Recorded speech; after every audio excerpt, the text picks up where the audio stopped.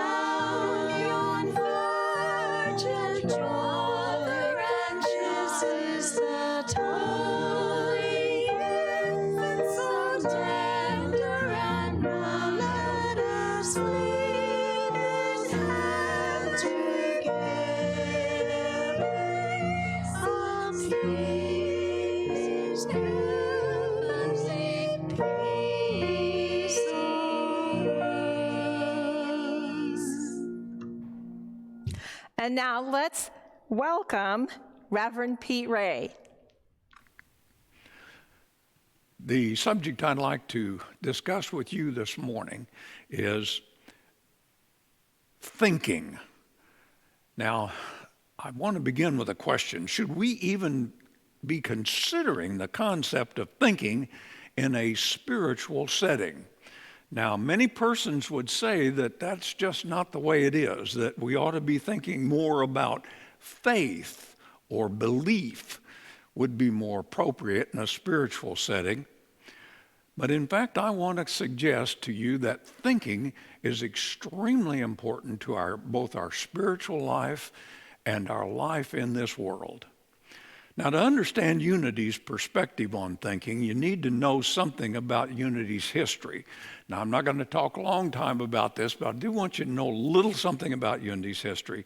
Unity emerged as part of something called the perennial philosophy, from Plato and Socrates, through Thoreau and Emerson, through the Transcendentalists to New Thought, and then on to Unity and any number of divergent messages that came out of this perennial philosophy. Now, if you're a historian, you realize that I've skipped over a lot of people and a lot of things just to make a point. But Unity has been a definite part of this perennial philosophy. Now, one of the core concepts of the perennial philosophy is the idea that all religions, and I mean all religions, underneath the seeming differences, point to the same truth with a capital T.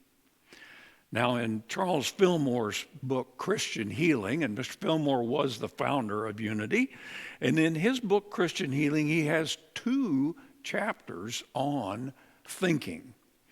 The first is called The Formative Power of Thought, and the second chapter that follows that is How to Control Thought. And of course, in the basic textbook, which was around for decades, Lessons in Truth by Dr. H. Emily Cady, she has a chapter entitled Thinking, and she pursues this idea just as Mr. Fillmore would do later on. Now, Unity doesn't tell people what to think. Rather, we suggest to people how important thinking is. And what is happening in our lives is due to a great extent to how we are thinking or what we are thinking about. Not only what is happening in our lives, but even more important, how do we respond to the things that happen in our lives? Because that truly requires thought and thinking. Now, we're going to be considering how to access and apply our thinking faculty. Now, much of our thinking is about the incoming sense data of our current environment. Now, this kind of thinking allowed humans to survive and to make a sense out of their lives and what was going on in their environment, and to interpret the world as they experienced it, and above all, to be able to make predictions about the world that they were living in. Now, you got to understand that this goes back literally hundreds of thousands of years as evolution produced us today. And in doing so, we had to learn to think in terms of primarily processing our current environment. Now, in doing that, we have to be able to process the incoming sense data. And unfortunately, in the world that those folks found themselves in, it was often incumbent upon them to look at the environment and to think about it in terms of what is wrong with the environment. Now, this was terribly important, and it's important to us because a lot of our thinking is, and I know that when you go into a new situation, you tend to look at what's wrong. And for many people, they feel like, oh, I'm being so judgmental, and oh, every time I go into something new, I find things that are wrong with it. Well, in the early environment, that processing was a great help. Now, not so much. We're not being quite so threatened by predators like lions and tigers and bears, and we don't have to look around and say, ooh, that's what's wrong with the environment, so we don't go there. Real and true thinking is done with the mind and the body in sync with each other and being totally present in the now. You have to be. In order to think, you have to have those two elements. Mind and body are in sync and present in the now moment. Now, getting the mind and the body in sync may not be as easy as it sounds. And I want to present you with a paradox, and then you can think about this later and see what you come up with. Mind is embedded in the body, and the body is embedded in mind. So they are not two separate things, but we can distinguish their actions in terms of doing this or doing that. And in this case, mind is embedded. It's important to keep this in mind. Mind is embedded in body. Body is embedded in mind. On the upside, the body can only be present in the moment. We haven't learned to move it into the past or move it into the future. So the body can be here. Actually, it's pretty easy for the body to do that. However, the mind can wander into the prison of the past and the future and spend a lot of time there. It's amazing how much time, as you begin to observe your use of mind, you will notice that you may find yourself off thinking about things that are going to happen or things that have happened in the past. And so as a result, the mind spends a lot of time in those two areas because it feels kind of uncomfortable for the mind to be present. Being present and ready to think. So how do we do that? Well, for one thing, we take a deep breath. You'll notice that in a lot of spiritual teaching, there is this idea that you pay attention to your breath or your breathing. You'll see that across all kinds of spiritual thought. One of the ways that we can do this is, one of the ways we can sync the mind and body is by taking a deep breath in. When you breathe in deeply, the mind and the body become synced, at least for a moment. Now, it's kind of easy for the mind then to want to get back to its work in the past or the future, but you can do that. Now, this takes a lot of work and practice to really learn to be present in the moment, to not let your mind move off into this. Why are we so taken with this idea that the mind and the body cannot be in sync? Laying the foundation for thinking and thought. One of the most important purposes of thinking is to move knowledge to understanding. Any fool can know. The point is to understand. Now, thank heavens I wasn't the first one to say that to you, because Einstein said that. And I want you to listen to this carefully. Any fool can know. The point is to understand. I realized quite some time back that I knew a lot of things, and I understood very little. So I set out to actually move the knowledge that I had into the area of understanding. When I looked at my life, I noticed, for instance, that I knew a lot of things about computers, but I understood almost nothing about them. And so I started to delve into them, actually took one apart and looked at it. I used to wonder if there were little gerbils or something in there running around, and that was what was making this thing happen. But in fact, it's quite different than that.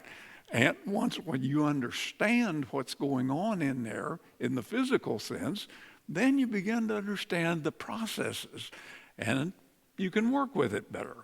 So we're going to be moving, and there's nothing wrong, incidentally, with knowledge or knowing things.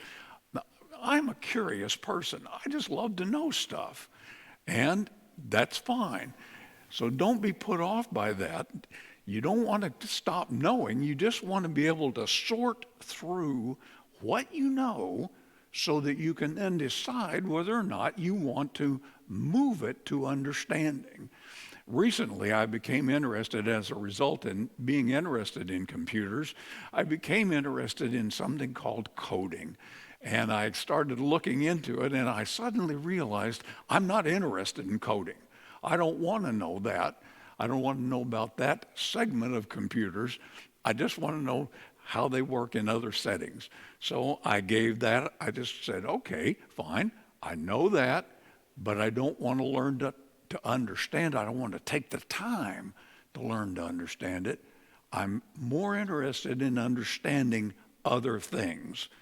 So how do we do this then? How do we move knowledge to understanding? Well, what I'm going to suggest to you is that Jesus suggested a program, very simple program, very straightforward program for moving knowledge to understanding. And he says it very simply in the 7th chapter of Matthew. Now, the entire 7th chapter of Matthew is important. It's not only important, it is pure truth. There's not a lot of narrative in it. It's just pure truth in there. As a matter of fact, for myself, I wound up printing it out, just the 7th chapter, so that I could actually go through it constantly to remind myself of the truth in there. All right, Matthew 7th chapter, 7th and 8th verses. Now, Jesus says there, ask and it will be given you. Search and you will find. Knock and the door will be opened for you. Then in verse 8, the immediate verse after that, he appears to say the same thing over again. It's like, what is he just repeating it? Do you think I didn't get it the first time? And that's not true. In fact, the 8th verse tends to clarify verse 7. And here's what he says in verse 8. He says, for everyone who asks receives. Now, this is really important that you listen to what he's saying and not what you hope he's saying, because it does kind of sound like on the surface that he's saying, well, just ask for anything you want and you'll receive it. But that's not what he says. He says, now pay attention. He says, ask and you'll receive. But he doesn't say what you'll receive. When I first heard this as a child, I thought, I struck a gold mine here. All I have to do is ask for something and I'll receive it.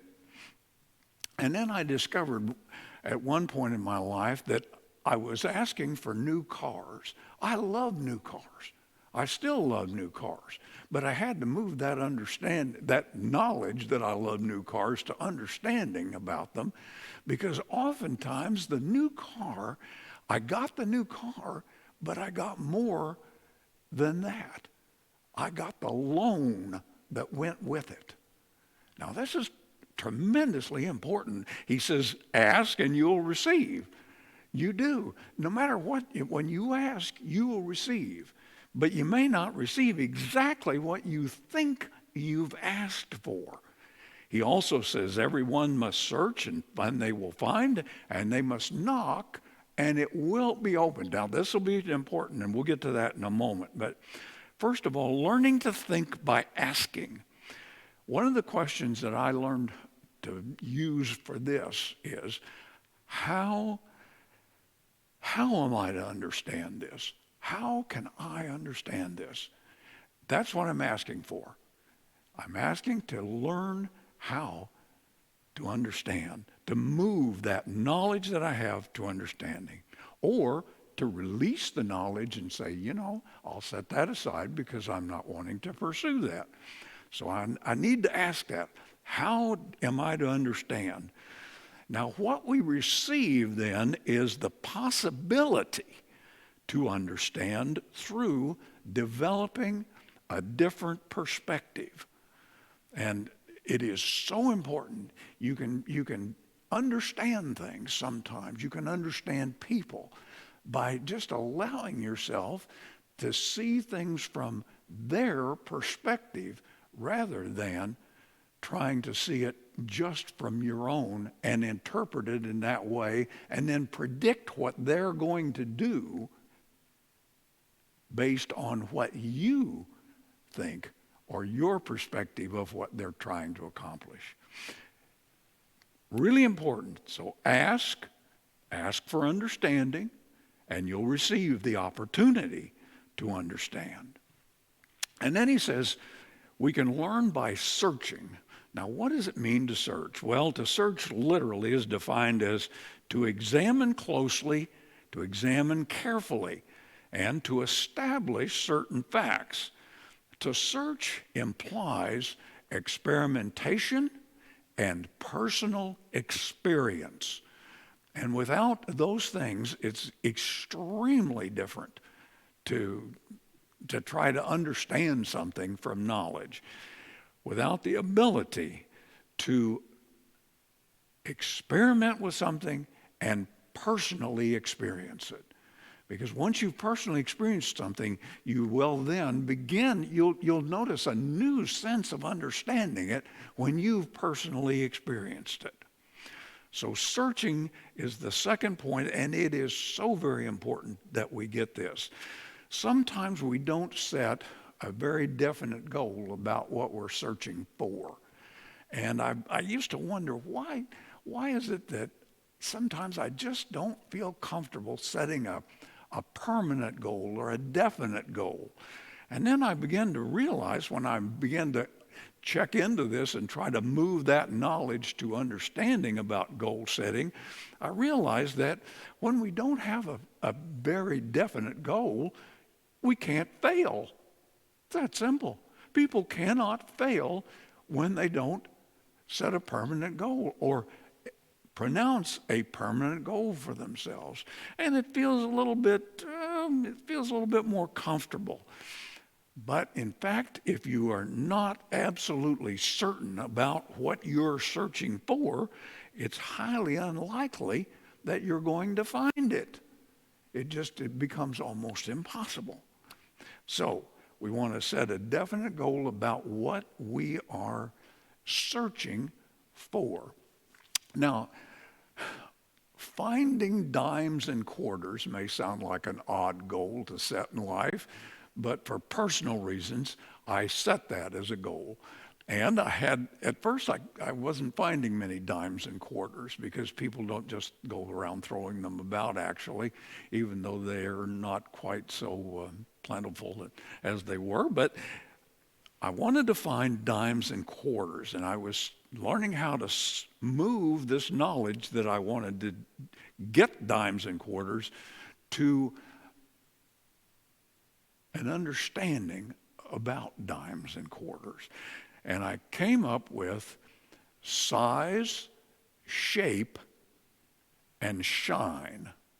Those are the three S's in terms of finding them. And so I had this definite goal I want to find, and I started finding all kinds. As a matter of fact, my wife started to collect them in a jar at home, and we've just darn near filled that jar up with these dimes and quarters. I'm just amazed, truly amazed that worked. But searching, being definite about what you're searching for, then you will find. Now, the last step for moving knowledge to understanding is, it says, knock and the door will be opened for you. Oh, that's kind of an odd one. That's a kind of a paradox. Why don't they put a handle on the outside and I'll just open the doggone thing for myself? Well, because it part of the process of knocking and the door is opened for you. And to move knowledge to understanding, we have to knock, and what door are we going to have opened? Well, we're going to have that door to opportunity.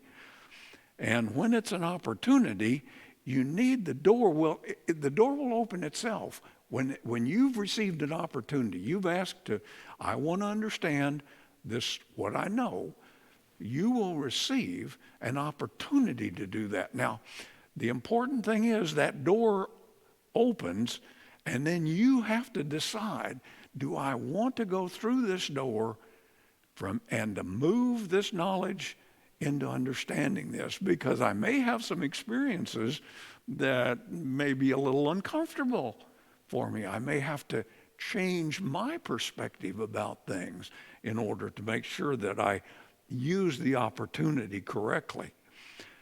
The opportunity is a seed, and you can plant that seed, and that seed will grow from knowledge. The seed of knowledge will grow to understanding. And the plant of understanding has to be tended, and it has to be desired. And when it is, it will bring forth the fruit that you have been looking for.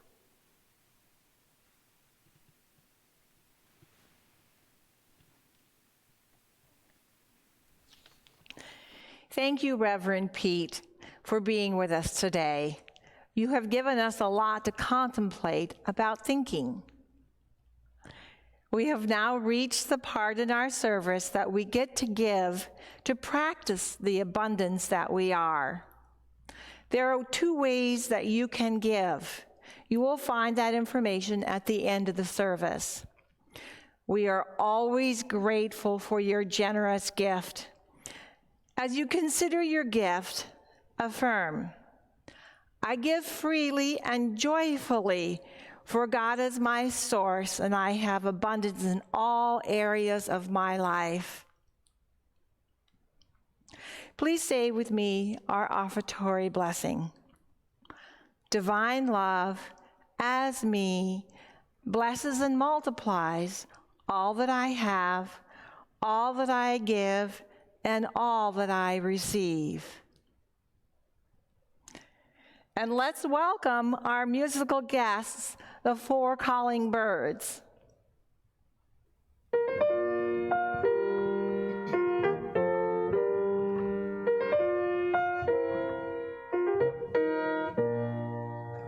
This is my wish for the world, that peace would find its way to every boy and girl.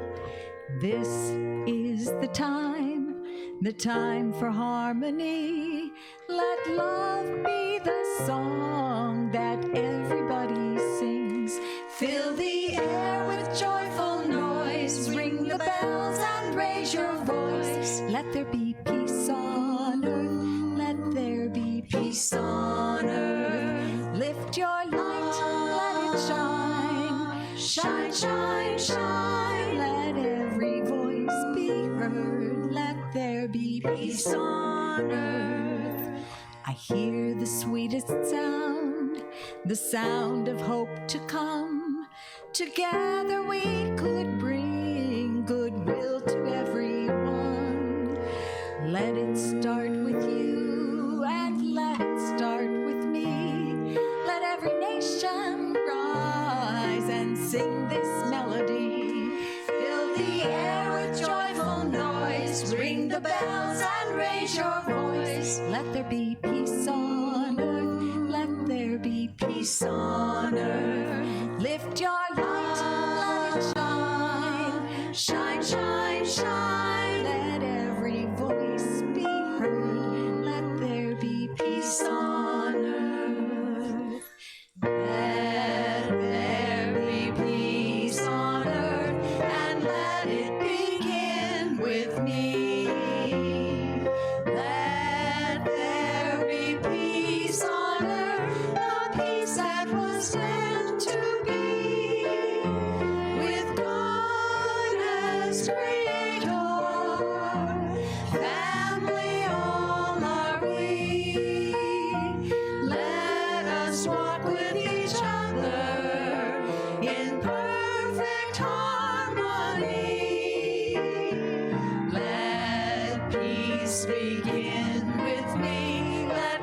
breathe a moment now. With every step I take, let this be my joyous vow, to take each moment and live each moment in peace eternally. Let there be peace on earth, and let it begin with me.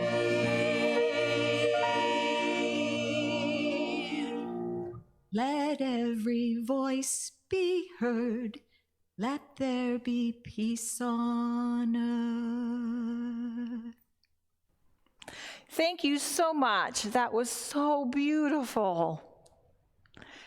We are at the end of our service. Let us say our prayer of protection. The light of God surrounds us. The love of God enfolds us. The power of God protects us. The presence of God watches over us. Wherever we are, God is, and all is well. Thank you for being with us today, and have a blessed week.